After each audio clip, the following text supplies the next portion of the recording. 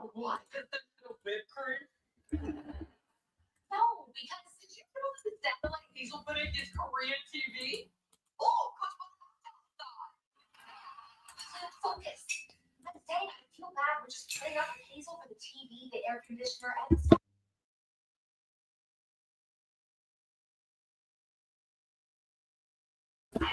All right. Thank you guys for joining today. We're going live. We're on, let's see here. We got LinkedIn, YouTube, Instagram, X, Facebook, StreamYard. So it's fun to see you guys on different platforms. So today we're going to talk about essentially how to go from idea to scale to be a 7 or 8 figure brand on Shopify or being a direct consumer company. So this is a fun one. I actually did a blog post a few years ago on this that did pretty well. So we wanted to kind of update it and turn it into a talk. So let me give a little bit of context on this. So I have a growth marketing agency called GrowthHit. We work with a lot of consumer brands, Shopify brands, and we've seen it go well. We've seen it not go well. We've seen companies go from idea to 7 figures very quickly. We've seen them raise money. We've seen them go in Shark Tank. But we've also seen them flatline. We've also seen them not be profitable, and then it doesn't look good. So we kind of did this analysis. We're like, if we had to create our dream Shopify brand from scratch, what would we do to guarantee success? And so we put it into 23 steps. And as a lot of you know, we acquired a company called Neat about a year ago, and we've been able to put it into action. And I've used that as a case study because we're like, hey, if we're such a good growth team, why can't we grow our own stuff? So let's dive in. The 23 things I would do if starting today to scale my Shopify store to 7 to 8 figures. Okay, so number 1, get the product right. If not, nothing matters, right? So how do you get the product right? First, we don't want to be a sea of sameness, right? And it's not about being the best. There's actually other ways to win. One is not to be better, but be different. One of my favorite examples here is Adam's shoes, where shoes are a crowded space, right? How do you compete?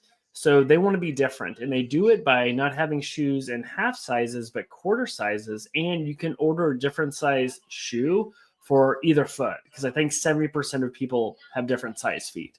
Another one is knowing your persona. When you try to be everything to everyone, that can be really tough. So look at a company like Humankind, right, where they're really leaning into the persona of eco-friendly buyers. This is one of my favorite moves, is by niching down by persona. The third one, I'll hit on Neat.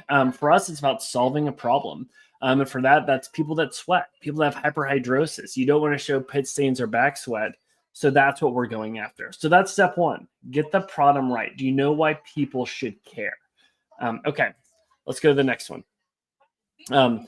Usually when launching, it's not about your brand. I'm not saying that branding's not important, but people aren't making their first purchase because of the brand. They're making the first purchase because of a flagship product. So when you're launching something, you need to ask yourself, what's that flagship product that people will fall in love with? And it introduces to the brand, and then you can land and expand with other products or other categories, right? You also want the product to be so good that you can demonstrate how it solves a problem, and has a little bit of a referral word of mouth component to it. All right, let me actually blow this up so we can get into this. Okay, this might be a little bit better. All right, so with Girlfriend Collective, this is right when athleisure is becoming a thing. They launched on the back of their leggings. With Allbirds, they launched on the back of the Tree Runners. With Neat, launching on the back of the Pit Stopper undershirt that really demonstrates a shirt that can block sweat the best. Okay, cool. Let's go to number 3. With your flagship product, can you solve a real problem, right? I love the quote where, hey, let's not make vitamins. We want to make painkillers. And by the way, that problem can be real or can even be kind of silly or funny, right? With Curology, they're going after hair growth. I'm sorry, with Crayorescence, they're a beauty brand going after hair growth. With Curology, they're going after acne with personalized skincare products. With feet, they're going after your feet. With Neat, we're going after sweat. So who do you want to villainize? Who do you want to go after? What problem are you solving? And so I'll get into this in a second, but you also want to choose who you want to villainize. And usually it's not a company, it's a category or it's indifference. Okay, let's go to the next one. This is something where I see people make a lot of mistakes where they launch and they want to be everything to everyone. I would really push you to niche down. To niche down, you can go much farther. One of my favorite examples is Ballin nursing shoes. This is shoes for nurses, right? How big is the market? It's actually massive because not only is it nurses, it's healthcare workers, it's restaurant workers, but they started with one core use case. These are some ex-Nike execs that did this. And it worked so well that when they launched, they will do 1.5 million in 7 days on the back of various nursing communities and influencers to kind of blow it up. And so I actually did a podcast episode with his founder where he broke down that strategy. There's a link to this. I'll be sending this deck afterwards. I'll put in the comments for people to check out. Okay, let's go to number 5. This one's big. You need to get the business model right. And so what does that mean? There's a phrase that I care about deeply with Need and with our clients, and it's first purchase profitable. And that means on our first purchase from someone that came from a paid ad on Facebook or Google, when they make that order, can we be profitable? Because if not, man, that makes it tricky where in order to be profitable, we have to have them do a second or third purchase, or they have to subscribe and not churn. It puts a lot of stress on the P&L, profit and loss statement. So some things to consider. I want a high AOV, high average order value, so it can have first purchase profitability. Second is, do you have a product with a high repeat purchase rate? Is that monthly? Is that quarterly? What is that? I want a low return rate. For example, footwear has some of the highest return rates. Fashion can have high return rates, but something like beauty and consumables have a lower return rate. The other thing is limiting colors and sizes. That way you have to do less projections on what people are going to want. For example, with Need, we're sold out of larges, but we have too many smalls, right? And so that's a real problem with resource allocation and inefficiency. And then again, bonus points if you're able to have a subscription product like Billy's Razors, or you can push people to bulk buy or do bundles. That's something we try and do with our brand, is really educate people on stocking up. Okay, let's go to number 6. Create a movement. Can you ride a wave that is only going to get bigger? Can you create a category that you own? Again, easier said than done. But there's been some brands that have been able to do this, right? You have Everlane leaning into radical transparency. You have Toms and Bombas socks that are all about buy a pair, give a pair to someone in need. And what I put here, there's a fun graph from Bain and Harvard Business Review around the elements of value. When thinking about creating a new category, really think through the value you're doing. There's also a great book, The 22 Immutable Laws of Marketing, that says if you can't be first in a category, create your own. So these companies do a good job of category creation. Okay, let's go to number 7. Create your own category. Nice segue from the 22 Immutable Laws of Marketing. One of my favorite examples of this is Spanx. Whenever they launched, if they would have launched and just started saying, hey, we have this new category, people wouldn't know what it means or what it is. And so whenever you're creating a new category, you really need to lean into not having confusion. So that means show, don't tell. And it means lean into the use cases when people would need this. And they did a good job of becoming an 8-figure brand on the back of 2 use cases. One, well, they're now much bigger than that. But in the early days, 2 SKUs got them to 8 figures. And it was around, hey, avoid panty lines, use Spanx, or if you want to wear a silk dress and not show any rolls, use shapewear. That was huge for these guys in the early days. So again, create your own category. All right, let's go to number 8. Whenever you are choosing a category, whenever you're trying to get people to switch to you, you want to think through, what are they switching from? In other words, where do you want to pick a fight? What do you want to villainize? And one company that's doing this really well is Third Love. They wanted to make noise and get noticed with their undergarments, with the bras. And so they decided to pick a fight with Victoria's Secret. And they wanted to compete on one thing, and that's fit. And they basically say, hey, 80% of women are wearing the wrong bra size. Let us find the right one for you. They were so aggressive that look what they did in the New York Times. They took out this ad basically going after Victoria's Secret. Okay, let's go to number 9. Build a community.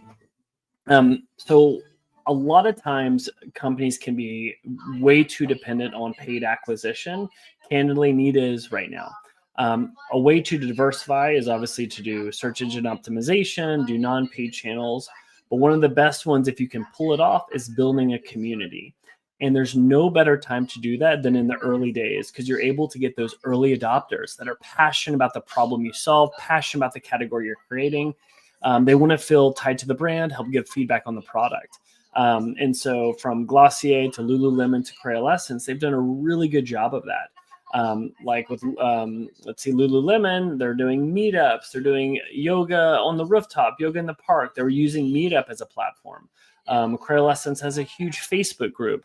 Glossier did an amazing job with their partnership program. So the question is, who are those early adopters, and what's the best channel to have with them, and what's the type of content or the way you want to engage with them? Do you want to use them as a feedback loop? Do you want to use them to promote? And it really can depend on the industry and the category. All right, let's go to number 10. This one is going to be hard to hear, that a lot of people don't get until it's too late. A cool product isn't enough. You need to test activation tactics to get people over the finish line. So what do I mean by that? I see this so often. People have a cool brand, cool logo, slick website, nice images, and then it just says buy now. And what happens is someone will come to the website like, oh, that looks cool. Okay, maybe I'll get that another time. That is criminal if you work that hard to get someone that far down the funnel and they don't convert. So what I would push you to do is, what is that irresistible offer that gets someone to convert? Even when they're on mobile, they're in line at Starbucks, they have 15 seconds. How do you get them to be like, this is so good, I have to get this offer across the finish line? Very much inspired by Alex Hormozy and the $100 million offer book. There's some other great offers out there, but some examples of companies that have done this really well. Third Love, they did the free fit finder that recommends a product to you. Curology, the one I'm showing here, they give you a personalized skincare product for free if you subscribe. Mott & Bow and Warby Parker did the home try-on program. Send you 5 glasses to test. If you don't like them, send them back for free. Beard Brand did a beard quiz. With Neat, we're testing a lot of offers. We have the sweat-proof guarantee. If you sweat through the shirt, money back.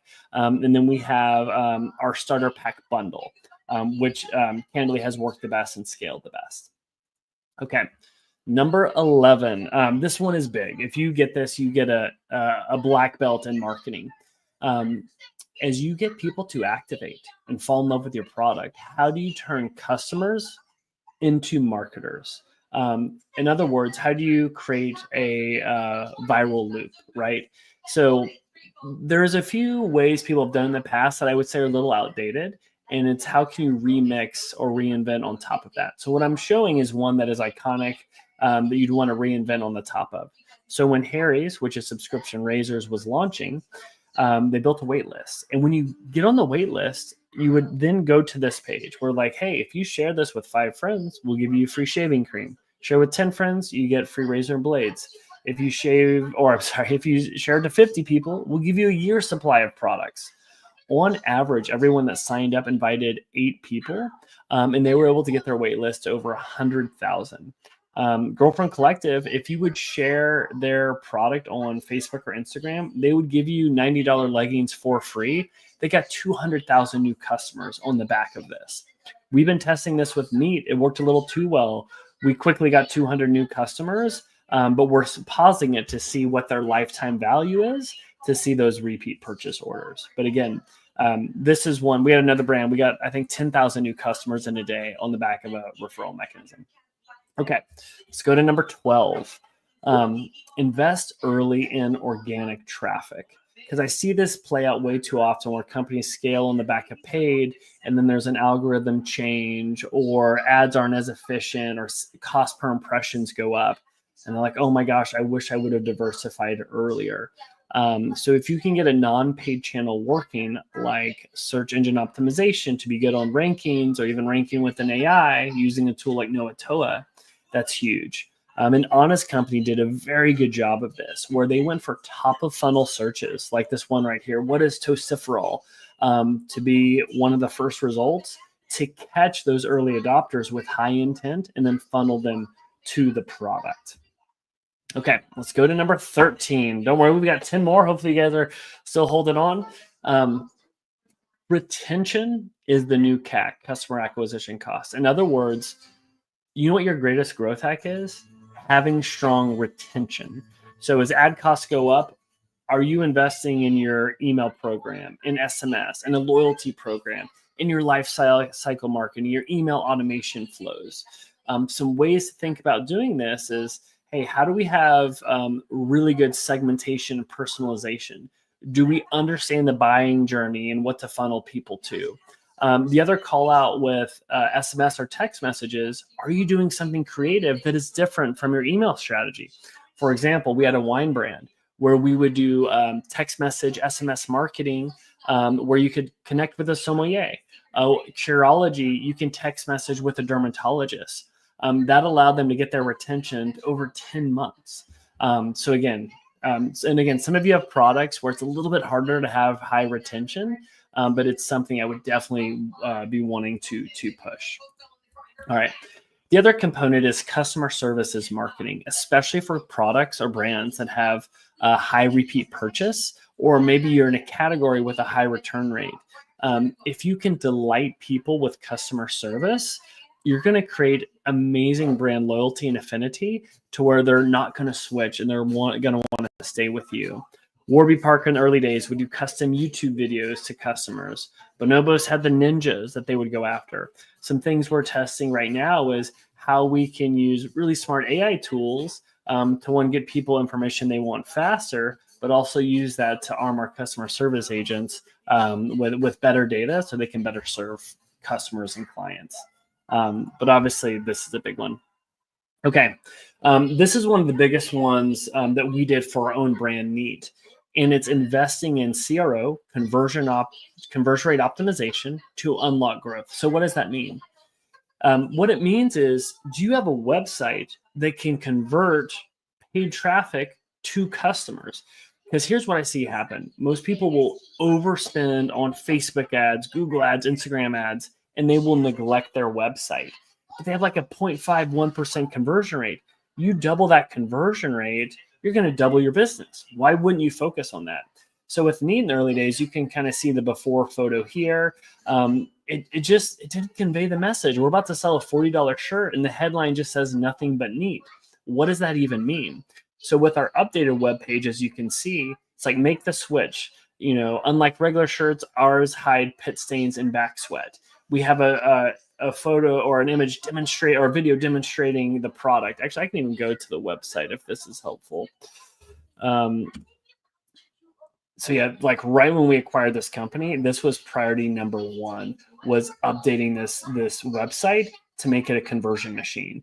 So first thing I did was, hey, this website needs to speak to the value prop, because within 15 seconds, if you don't know the difference between us and other shirts, we have lost. So being very clear, no conversion on that point of differentiation. We invest in better videos and better imagery to speak to the value. The other big thing is I'm funneling people to bundles, because I want order value to be up. And notice how we put technical shots here to show the details of the shirt and how it hides sweat. Because when you're about to spend $100 on a 3-shirt bundle, you need to know that it's overflowing with content, right? And then some other things we did at the cart level, you'll see this pop out. We put incentives to increase the average order value. But anyway, that was a big one for us, is investing in CRO.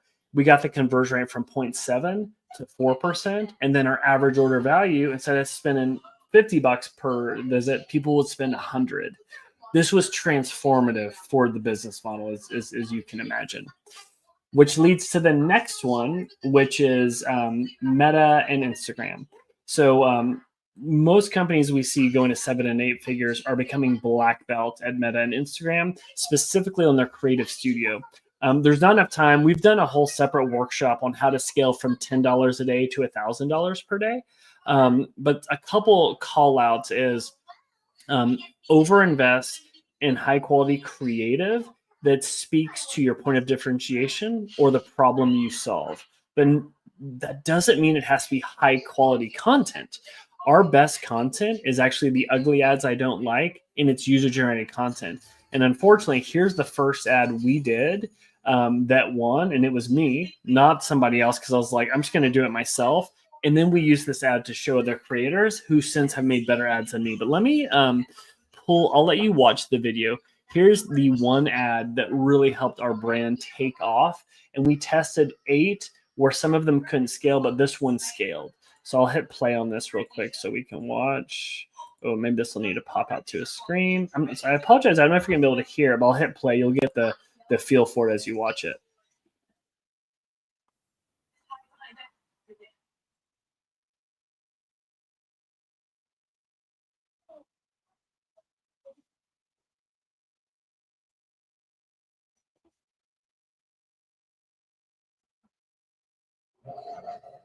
Okay, so we tested that video a lot of different ways. We would do a long version, a short version. We would start with the balloon popping. We'd start with the shirt to show the after. And those little details made a huge impact. We have since really scaled where we're getting kind of, I don't know, I'd say 8 pieces of user-generated content per month. And we've been able to, I guess we've 5x the ad spend. We're increasing $50 a day every 4 days, and the unit economics are holding. We've just launched also in Australia, and we're starting to scale there. That one's a little bit harder, but we are seeing some efficiencies. Okay, on the Google Ads side, what I love about Meta and Instagram, it's a little bit easier to scale, bigger audience, so we can do more storytelling. However, with Google Ads, there is some low-hanging fruit. If someone goes to Google and like, I need a shirt that hides sweat, it would be criminal if we didn't come up. So we're very aggressive with what we call those bottom of funnel and middle of the funnel searches. So we have a really strong ROI, return on investment, or ROAS on Google Ads. It does have a little bit of issue with scaling just on the nature of the intent. But it's all about doing really good keyword mapping. You could bid on competitors if you want to play that game. You should probably protect your brand name and bid on it. Yes, I know it's annoying. And as you get a bigger catalog, include your Google shopping ads, update your feed. That way your Shopify store is being pulled into your Google ads so they can be displayed in those recommendations. We're also taking our top performing ads from Meta. We're now applying them to YouTube, and we're applying them to TikTok to see how those scale. So that's another thing that we'll be adding to this one. Okay, slide 18, or reason 18. Don't reinvent the wheel with your tech stack. I'd really push you, like, innovate on your positioning, innovate on your creative, but use some of the tried and true tools to scale. So for us, we lean very heavily on Shopify, on Klaviyo. For referrals, we're using Viral Loops and Smile. And then for reviews, it's Yotpo, ShipStation, Gorgeous for customer service. And there's some other great tools out there, but we'll default to that. And as you start to learn from them and see what you like, you can customize, make your own, or try other tools. But I've spent way too much time trying to create the holy grail tech stack, and it doesn't make sense. Okay, this is a big one. Know your numbers, know your unit economics, then scale. So what do I mean by that? I want you to understand what your guardrails are for scaling your product. And I'll give some that we have for need. So that means know your margin, know your payback time, how long you're willing to wait to get paid. So what does that mean? Do you want to be first purchase profitable? We have some brands that do like event gowns and dresses. We got to be profitable in that first purchase. But then we have supplement companies that are like, hey, we can wait 3 months to be profitable. again, what's your average order value? With Neat, you know, when it was $50, I was like, man, that's really hard to scale for products that are $50. I need that to be $120. Also, what's your customer acquisition cost, blended or per channel? We analyze our CAC, customer acquisition costs, on Facebook, on Google, and then blended. Also, I really care about not just revenue per email, but overall sales from email. We were too dependent on paid ads. And now that our database is getting bigger, we're really looking to push to get 30% of sales from email. Again, what's your purchase conversion rate? We talked about that, one to be over 2% as a standard. And then what's your return rate? Different industries have different averages for return rates. Like shoes could be like 20 to 30, apparel could be 15, supplements and consumable could be under 15%. And the Store Growers has some good benchmarks to check out. But so, for example, here's my guardrails and how we scale Neat.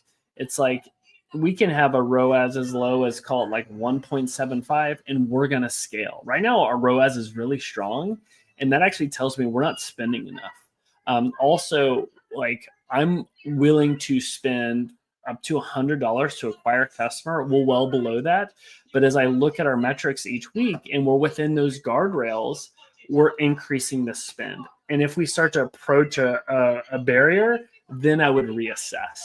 But again, those are the two numbers I care about to control how I scale. And my whole performance team knows those, and we're aligned with them. Number 20, we're a few away. Hopefully you guys are still hanging on. I appreciate it. Your launch strategy can give you an unfair advantage. I'm all about creating a marketing moment, and there's no better time to give people a reason to care than when launching. You could take a note from Ministry of Supply that leaned into crowdfunding on Kickstarter with pre-sales. You could lean into Harry's waitlist approach and doing pre-launch.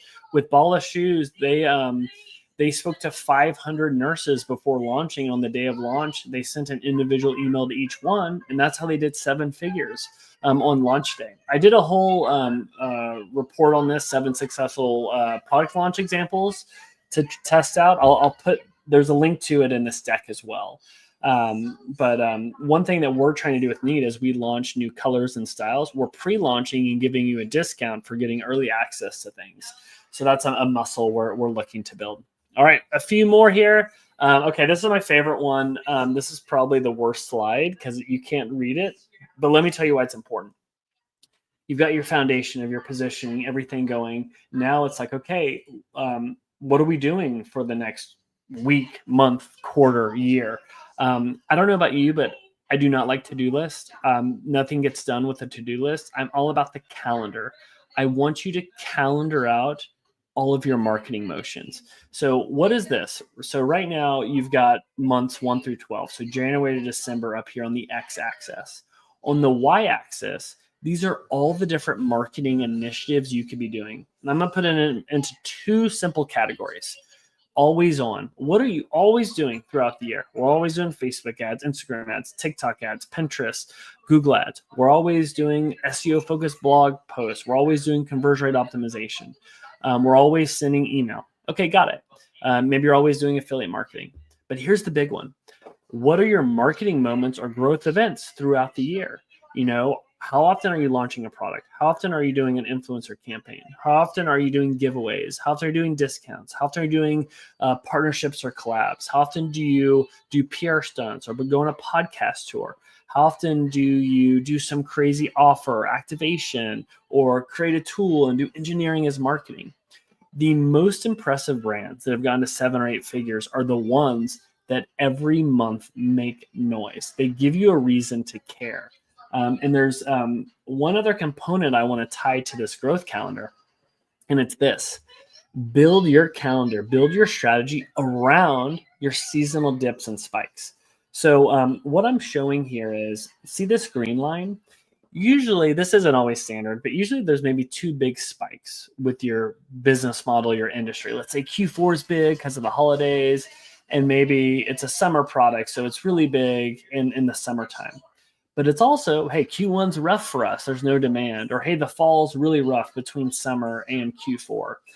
So as you do your calendar, you need to ask yourself, when are you in demand capture season which would be here Q4, the summer, and when are you in demand creation season? So in these trough seasons, that's when I would do a marketing moment of, hey, I need to give people reason to care. I'm gonna do a collab, a partnership. I'm gonna launch a product. We're gonna do a pop-up series. That way you can minimize the troughs and maximize the peaks. So with the peaks and valleys. And again, the most impressive brands are the ones that do this really well. And then finally, you can put all this together to really understand what your growth machine is. And so with Need, ours is very simple. It starts on the back of our value proposition and our claim and our offer that we have here. So many people will look past this, but everything should be around that promise you're making to a potential customer. Because at the end of the day, all a brand is a promise. And then it's like, what are the right traffic channels allow you to promote that promise? From paid channels, organic channels, viral channels, or partner channels, right? And then from there, we're funneling to the website, to the product page. And then we talked about your growth calendar and how email and SMS can help amplify that. But again, what's not included is, hey, what about Amazon? What about Etsy? What about going on wholesale? Those are definitely topics for another post. What I wanted to focus on for today is really focusing on the direct-to-consumer Shopify model. And again, we've done a deeper dive. We've even done some fun talks on scaling ads. We've done some fun talks on using custom GPTs and AI tools to do this at scale. That's in our archive for our content website. You can get to that through GrowthHit. But as a quick summary, if I were starting today and trying to go from idea to 7 to 8 figures, I would be looking at these 23 things and asking, what can I do really well? Am I getting the product right? What is my flagship product? Is it solving a real problem? Who are those early adopters? Okay, are we creating a movement or creating a category? Are we picking a fight with someone? Do we build a community? What is that irresistible offer? How do I turn customers into marketers? When do we invest in SEO?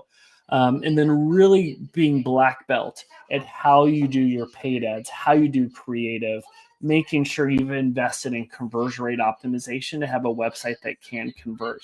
Know your numbers so you know how to scale, and then build out that growth calendar. But yeah, well, hopefully that was helpful. We really nerd out on this stuff and love it. If you want to learn more about it, sign up for our newsletter. You can get to that at the growthhit.com blog. We have a newsletter where we're pumping out a lot of fun stuff. And we share on LinkedIn every Wednesday what we're doing with Neat and how we're growing it and scaling it. I'm a little delayed, but I'm putting out a post later today with our ad. That's the top performer. And yeah, we do a lot of fun AI-powered growth stuff for Shopify brands with our agency GrowthHit if you have any questions.